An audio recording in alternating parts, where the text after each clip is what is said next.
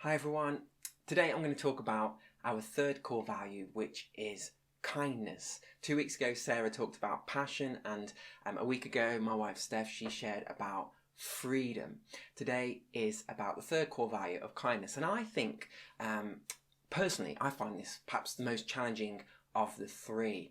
Maybe because I'm a bit of a thinker and I overthink things and I overcomplicate things, but just take my ability or inability to give gifts. I've said this before in messages before. I'm not a great gift giver. I peaked too early with my wife Steph on the first Christmas that we were together as a couple, and we both got each of the Kindles. So I unwrapped my Kindle at the same time she unwrapped her Kindle. It was so annoying because I had no idea she was getting the same gift and she had no idea I was getting the same gift. So ever since then, I fear that when I give somebody a gift, I fear somebody else has gotten the gift anyway, or maybe they've already got what I've given to them anyway, or maybe they just simply won't like what I've given to them. So I find, and I struggle with this area of kindness because I fear that maybe they just simply don't want what I'm going to give them.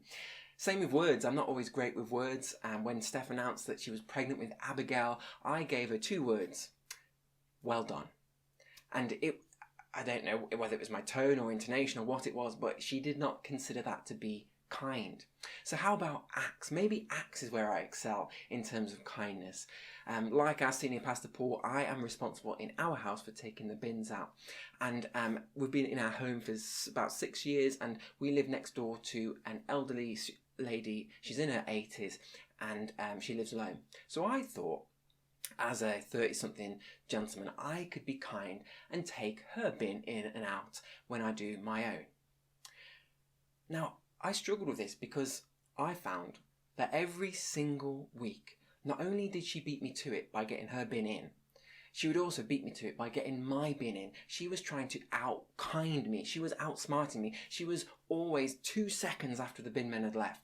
7 in the morning, she was out there, whether it be slippery ice, whether it be snow, whether it be torrential rain, whatever the weather, she was there. And she was, in some ways, frustrating my ability to be kindness because I wanted to do something kind for her, and she was just simply being kind to me. And it suddenly occurred to me, I shouldn't stop her and prevent her from being kind because she wants to do something kind for us. I shouldn't stop her from doing that. There's plenty of other things that I can do and we can do to be kind to her, but there's limited things that she could do. That was the one thing she felt she could do. So I felt it was kinder to just simply, and 6 years later, she's still doing it every single week. She does the same thing. Kindness is complicated. Sometimes people misinterpret our kindness and they think, what's he want? Or what's his agenda? Sometimes we've got to be cruel to be kind. So something that isn't or doesn't look on the outside to be a kind gesture or act or word is the kindest thing that we can do for somebody. Or flip it the other way. Sometimes something that looks kind in a certain situation is actually very unkind. Take, for example, a kind gesture of giving a homeless person some money. But maybe that person is addicted to drugs and they get, it's very unkind for them to receive that as a kind gesture. So sometimes kind things aren't always the kindest thing to do. So maybe you agree with me a little bit that kindness is complicated. Jesus was fully God, but he was also fully human. Get that into your head. So if we struggle with kindness and loving one another, you can guarantee that Jesus felt our pain. He understands. He maybe even himself struggled to be kind. He was always kind. But I imagine he had to do some things to ensure that he was, because if he was human, he probably had times when he struggled to be kind. He wasn't always nice. There's a difference between niceness and kindness. Some of the things he said to the Pharisees may not have seemed nice, but they were probably kind because they needed to hear it.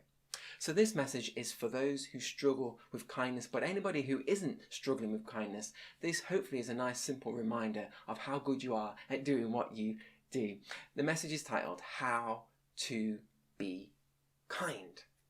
Nice and simple today. And we're spending all of our time in John chapter 4, which is a chapter many of you are probably familiar with, the woman at the well. So let's read verse 1 to 4 of John 4. It says this: Jesus knew the Pharisees He did. He knew the people, the religious people. He knew the Pharisees had heard that he was baptizing and making more disciples than John. In brackets, though Jesus himself didn't baptize them, his disciples did. So they were already criticizing him for things he'd not done himself. So he left Judea and returned to Galilee. The key sentence, verse 4, he had to go through Samaria. He had to go through Samaria.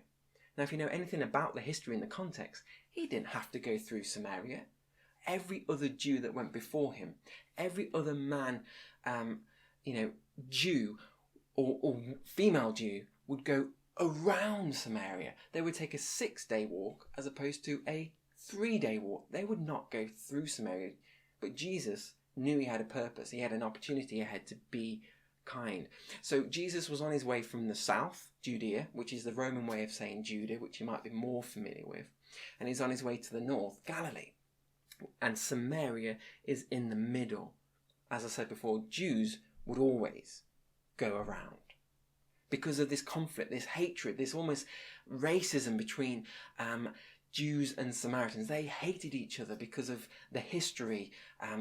The northern part, that later Galilee, had been invaded by Assyria, and they'd intermarried with other nations, and the Gentiles, which is non-Jews, the word for non-Jews, they'd intermarried and they'd had babies, and kind of the Jewishness had been kind of almost been completely wiped away. Whereas the other part, the southern region, Judah or Judea, that had been later on invaded by Babylon. They'd been exiled to Babylon, but they'd not been forced to intermarry, so they were, a pure race in many ways. They'd not married other people, so they were still very much Jewish. So they hated each other for this sort of reason. One hated the other because they were impure. The other hated the others because they were like these elitists. They were like perfect. And so they conflicted. They did not like each other at all. So Jesus, how can we learn to be kind? Number one is walk in other people's shoes. He went through Samaria. What must that have been like? Would he have been spat on? Would he have been tutted at? Would he have been, mocked or abused or whatever? I don't imagine it was a pleasant experience to walk through an area where they would never go before. But I think Jesus saw what they saw. He heard what they heard.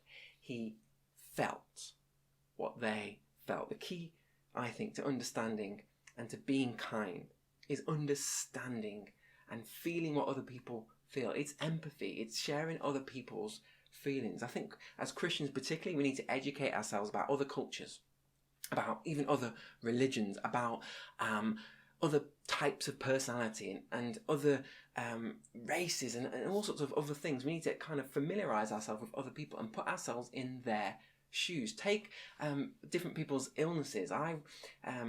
Sometimes we don't understand what people feel and what they go through. I was watching a documentary on iPlayer. I highly recommend you watch this. It's about a rugby or a former rugby league player. I'm not into rugby at all. This guy called Rob Burrow played for Leeds Rhinos until he ended up getting motor neurons disease, which is just a horrendous condition to have.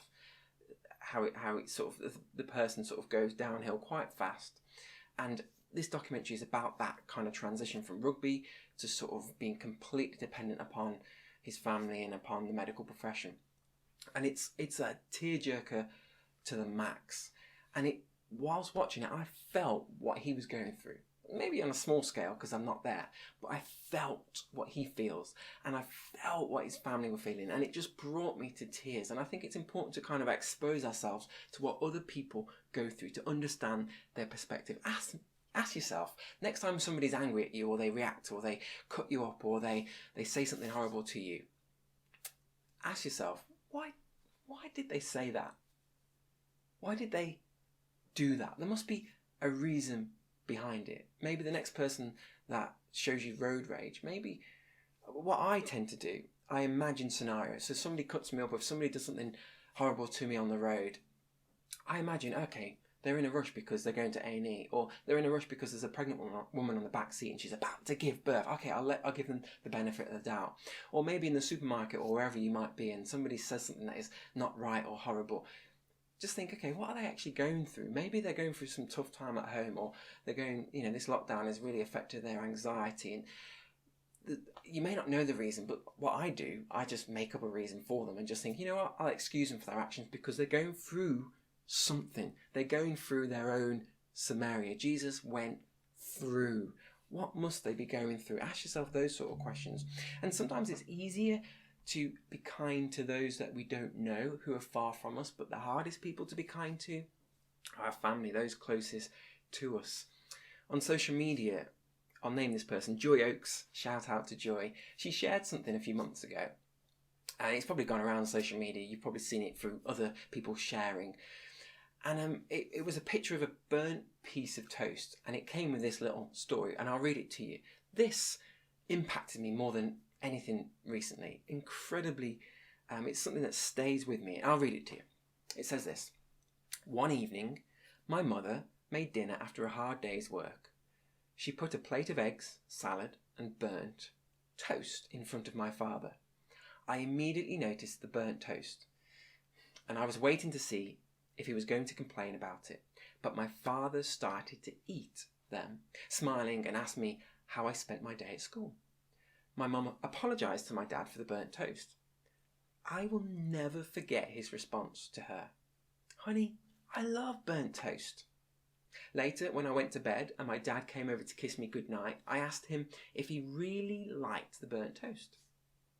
He hugged me and said, your mother has had a difficult day and she is really tired. She went out of her way to prepare this meal for us. Why blame her and hurt her? Burnt toast never hurt anyone, but words can be very painful. I like to, and I'm not great at it, but try to recall the memory of this story anytime that I feel like complaining about something, particularly to Steph, my wife, or particularly about my own situation. The simple things. This story is so simple, and we can use our words to really tear somebody down and be unkind. And what this mother did was went out of her way for her husband. We can do the same. Let's dive back in to John 4 and we'll pick up at verse 5. So, we'll read verse 6 as well. So he came to a town in Samaria called Sychar, near the plot of ground Jacob had given to his son, Joseph. Jacob's well was there, and Jesus tired. There's that word. Jesus tired, as he was from the journey, sat down by the well. It was about noon. Are you serious? The Son of God, God himself in human flesh, was tired and weary. If Jesus is tired and can get tired, so can we. So that could have been an obstacle to Jesus' kindness. He could have been grumpy when this woman approaches him. He could have told his disciples off. You sort of think, well, where were the disciples? Later on, it says that they went to buy food. Maybe he'd had it up to here with the disciples asking questions and nagging him and annoying him. He just sent them off and said, you know what, I need some time alone. So the first thing that you can do, how to be kind, is walk in someone else's shoes. Feel what they feel. See what they see. Understand and educate yourself and experience what they are going through. Second thing that you can do actually starts with you. In order to be kind, the second thing is be kind to yourself. Jesus was tired and weary. He was just like us. He was fully human. Why was he tired? Maybe it was the Pharisees and the religious people just keeping on going after him. It says in the New King James Version of verse 4 of this same passage, it says he needed to go through Samaria. He needed to take this 3-day journey instead of this 6-day journey because he knew that there was an opportunity to meet this woman. He knew ahead of time what was ahead. He'd already prepared himself. In fact, he had been tired, but he took a moment to be still. He took a moment to sit down. He took a moment to rest. We need to be kind to ourselves so that we can be in a position to be kind to others. How can you do that? You can spend time with God alone. Sit with him by the well. You can allow him to refresh you and be kind to you and show unconditional love to you. There's nothing like the love of Jesus and the kindness of Jesus to prepare you to then go and be kind to somebody else. So many of us, myself included, will go to other wells. We won't go to Jesus. We'll go to chocolate. We'll go to a Netflix binge. We'll go to a natter with our mates. We'll have a gossip with friends. We'll go to the internet. We'll Google it.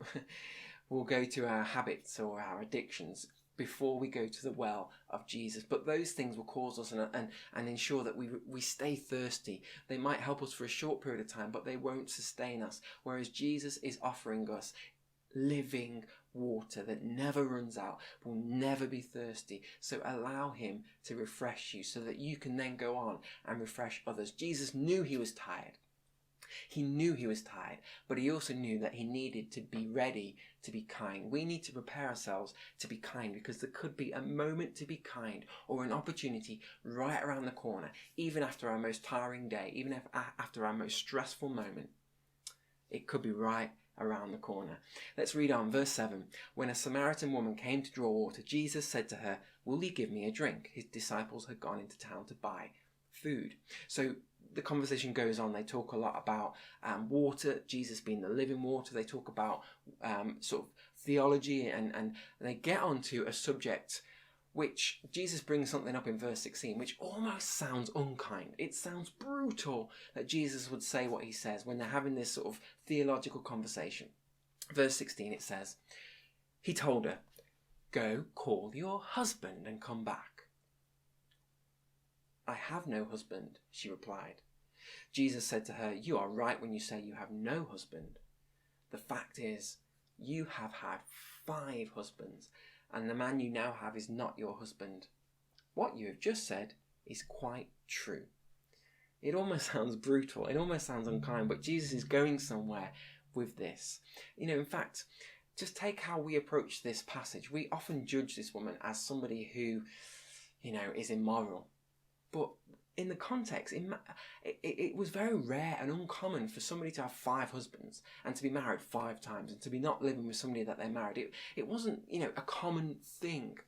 And we often blame the woman, but nobody's blaming the men in these marriages. What did they do? What could they have done? What did she do? We don't actually know the details, but we immediately, so many of us, blame her and think she's the one in the wrong, and we don't actually know. What we can be sure of is that she probably had it tough as a result of kind of this, her relationship choices. The whole village would have known about it. She would have had a terrible reputation. It wasn't easy. So Jesus is coming at her from a place of kindness, not from a place of condemnation and to pick her and to point out her faults, but he's coming at it to say, you know what? There's been 6 men in your life. I'm number 7, and if you get to know me, if you drink from this well, you'll never be thirsty again. You'll never need anybody else. You'll never need another man. You'll never need anything else. You'll never need to go to any other well. Just come to me. Wow. And I will give you rest from all of the baggage that you now carry. Wow, what kindness. In verse 25, the woman said, "I know that Messiah," in brackets called Christ, is coming. She knows her stuff. She knows her religion. When he comes, he will explain everything to us. Then Jesus says something, that he doesn't say to anyone. He hardly ever says this to his disciples. He definitely never says this to religious people and Pharisees. He didn't say this when people were persecuting him and whipping him and torturing him ready in preparation for the cross. He stayed silent in those moments. He stays silent when people ask him direct questions. Are you the Messiah? Are you the one to come? He often didn't say as directly as this. In verse 26, Jesus declared, "I, the one speaking to you, I am he. I am the Messiah. I am the one man that you have been waiting for. I am he." He said this to a woman. Jesus in history was one of the first men to be kind and to consider women. Women were degraded in society. They were not considered equal with men. Jesus did the most amazing thing, and he said the most amazing thing to a woman, a Samaritan, an enemy, somebody who he should have been hating. and somebody who had a terrible past and a terrible reputation, Jesus shows some ultimate kindness. Wow. And we go on in verse 27 to 31. Just then, so after all this has happened, this amazing encounter, this amazing situation, just then his disciples returned, because they'd been to the shops, and were surprised to find him talking with a woman. But no one asked, "What do you want?" or "Why are you talking to her?" No one asked about her. No one asked to understand her story. Nobody walked in her shoes and had a desire to understand her and to. They just ignored that she was almost even there. They didn't ask questions to understand and walk in her shoes. Verse 28. Then, leaving her water jar, the woman went back to the town and said to the people, "Come, see a man who told me everything I ever did. Could this be the Messiah?" And amazingly, as a result, the whole village, in verse 30, they came out of the town and made their way toward him. And while that's happening, while revival's breaking out, while many people are coming to Jesus, meanwhile, the disciples urged him, "Rabbi, eat something." The disciples were thinking about, this has been a long journey. We're hungry. You're hungry. Let's eat. Let's have some food. Let's forget about what's going on right now. Let's not even focus on what you're dealing with right now. Let's just eat. They were more concerned about food than they were about this woman and about the hordes of people about to come to Jesus. Verse 34, this is how Jesus responds. "My food," said Jesus, "is to do the will of him who sent me and to finish his work." Don't you have the saying, it's still, this is a common saying that they would have said, it's still 4 months until harvest. So they could predict things like the harvest. I tell you, open your eyes and look at the fields. They are ripe for harvest. The third thing that you can do to be kind is open your eyes. So many people, Christians included, are short-sighted. We only see what immediately affects us right now. We don't see ahead. We don't see the future. We don't see those around us. We don't see the needs of people, and we don't always consider other people. We just, more often than not, consider ourselves. What Jesus is asking us to do in order to be kind is we need to find ways to open up our spiritual eyes, our spiritual short-sightedness. How can you do that? Well, the best place is sat at the well with Jesus. Spend time with God. It's ask God to show you someone to be kind to today. Every day, just say a simple prayer. God, show me someone to be kind to today. Maybe the next time you go out, because you're a potential victim in your car of somebody else's road rage or somebody else's bad driving. The next time you go to the supermarket, you're a potential victim of somebody else's grumpiness or somebody else's harsh words. Before you do those things, before you get into that car, before you start that engine, before you get out your shopping bag, take a moment to sit with Jesus and prepare yourself for what is around the corner, a potential opportunity to be kind to somebody who might not be kind to you. The next time you prepare yourself to go onto social media, just take a second before you click and swipe and like and do all those things and get angry by what other people think and what other people are saying and you want to react. Before you do that, take a moment to sit and allow God to open up your eyes to what is going on around you. Maybe you could read some books about people you don't know, people who are very much different to you. Maybe watch TV documentaries about people you don't like, or watch films about people that make you cry about their stories so that you can feel what they feel. You can, to some level, go and walk in their shoes. Pray for people. That's one way in which you can open your eyes. Pray for people near, your loved ones. Pray for people far in other countries. Pray for people who you don't like. Pray for your enemies. Pray for people who you struggle to be kind to. Maybe even right now you could set yourself a reminder to text somebody who needs some kindness right now, somebody who's going through some tough times right now, somebody who's in need right now. Maybe you can take a moment after this message, after this service, to text them, get in touch and be kind to them. What's great is the final verse that I'm going to read to you, and this is where I'm going to conclude. In verse 39, it says this: after all of this has happened, after the disciples have had their food and, all is said and done, and this woman has told the village and the village have come to Jesus. What's amazing, verse 39, it says, many of the Samaritans from that town believed in him because of the woman's testimony. Wow. Because of the kindness of Jesus to this woman and her kindness towards them, brought them to Jesus, and they became Christians, they became followers of Jesus. Jesus was tired and weary so he could meet with this woman. Jesus was tired and weary so he could sit with you. Jesus on the cross was tired, weary, battered and broken so you could have life. Wow. Jesus walked the road that nobody else was prepared to walk on so that he could meet you. He went to the cross and did what nobody else could do for you. That is the most wonderful kindness. I want to pray, and I want to pray particularly for somebody who isn't a Christian. As it says there, many believed, many Samaritans, many people who weren't Christian, who weren't religious, who weren't followers of Jesus, became followers of Jesus. You might be watching thinking, I've got no religious background, I've got no Christianity background, I don't know much about Jesus, I know very little about theology, but I want to know Jesus. I'm going to say a simple prayer, a few sentences, nice and slowly, and you can in your heart, or actually if you're on your own, you might feel comfortable to say them out loud and respond to Jesus. And on Church Online, if you're watching live, there's a button, you can raise a hand and respond.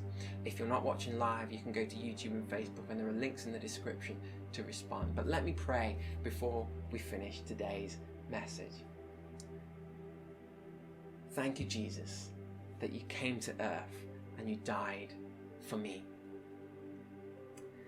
Thank you, not only did you die, but you came back to life to give me life. Today, I want to sit and meet with you, Jesus. Today, I want to become a follower and believe in you, Jesus. Amen. So if you've said that simple prayer, somebody else can help maybe add a little bit of meat to the bones and respond with you. There are links in the description. You can follow that up and somebody will email you, or you can respond on Church Online right now. Thanks for listening. Let's be kind to one another. Let's walk in their shoes for a moment. Let's be kind to ourselves, prepare ourselves for a moment to be kind to somebody else. And then let's also open our eyes. Thank you. See you soon.